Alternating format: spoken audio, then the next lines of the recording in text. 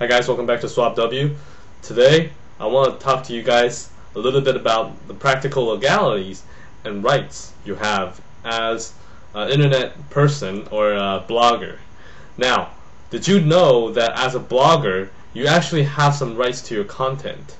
If you find somebody that infringes your blog on the web, did you know that you can actually report it directly to Google?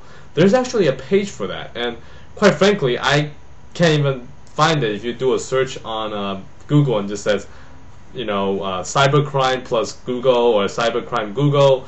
It doesn't show up actually. So I think a lot of us miss that page, which is actually very, very important information. So let's get right into it. Let's just say you're a blogger and you're blogging about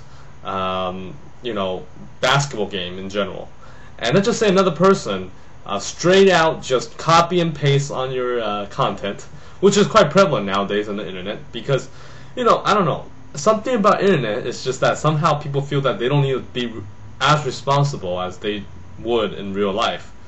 I guess that's kind of how the way things have been in the trend. Therefore, people are a little bit more, vocal and a little bit more out there, put themselves out there, and sometimes they're not as responsible.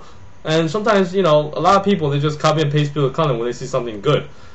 But as a blogger, you actually have some rights to it. Google actually upholds this rights called the Digital Millennium Act. I will put that link particularly in my page, which as a blogger, or if you're using Blogger, if you find somebody infringing your content, I'm assuming it's another blogger, but I have to really read into it if it's just blogger or content. You can actually report to Google directly, and Google will give them a permanent ban, meaning that any products from Google they cannot use. So it's actually a pretty big thing for any webmaster over the internet. Actually, you might think, Google ban, who cares? What's the big deal, right? Just go get another computer and make another one. Well, that's true. I mean, people can always get around these type of bans.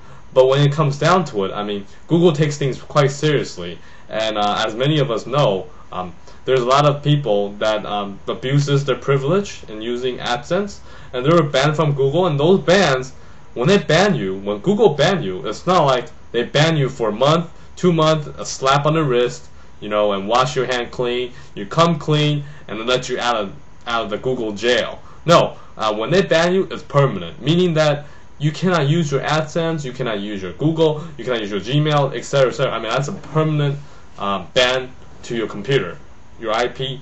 That's it.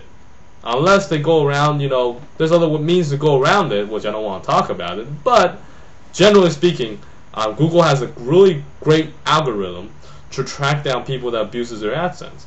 So just imagine the fact how their tracking system have greatly improved over the years they have been around in the business of AdSense. So, I mean, they can really get you and they can really hurt a lot of people when they give you a permanent ban. Now, there's actually an address which you can write to, which I will also post beneath my blog, which you can actually write to them and tell them about it. The requirements is you have to have your permanent link on your website stating that when people copy your content and not delete them, shows as evidence, and obviously Google has to do their own investigation, and the result of it, if you're right, then they will permanently ban the other party, which is really, really good and an extra protection for a lot of bloggers. Now, let's talk about other stuff. Let's just say you have transactions over the web, and the amount, let's just say it was quite big, like $10, $20, I don't know, hundreds, thousands, tens of thousands. To fight these type of crime, a lot of times people just tend to, I don't know why, but people tend to have an attitude like, just forget it, what you have, you lost some money, do some transaction to PayPal, you lost money, forget it. It's really interesting because if you were to lose that amount of money in real life, then let's just say people jip your pocket or take $100 out of your wallet, you go crazy, right? But somehow the internet is just doesn't hurt that much because it's just numbers on the screen. But let's get back to the basics and let's fight against it.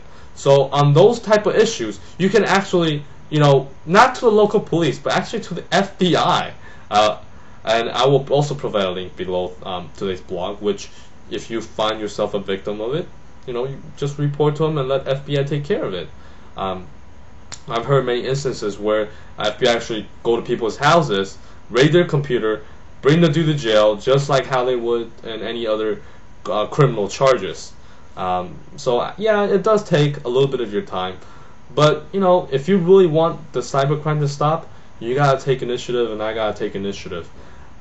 So I will be putting these important links beneath my blog today, which will help you, give you some little tips on what you can do and what websites to go to when you feel that you're a victim.